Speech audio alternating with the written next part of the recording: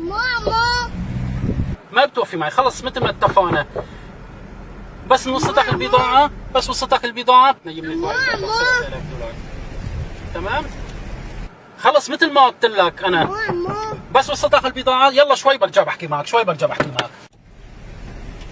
ايه صرعتني، ايش بك؟ ايش بك؟ ايش بك؟ يا كل صرخة ألم طلع بحس وروح، يا كل قلب اتظلم بكرة السحابة تروح. ما بتفهم انت؟ ليش عم تخبط على باب السيارات ولك؟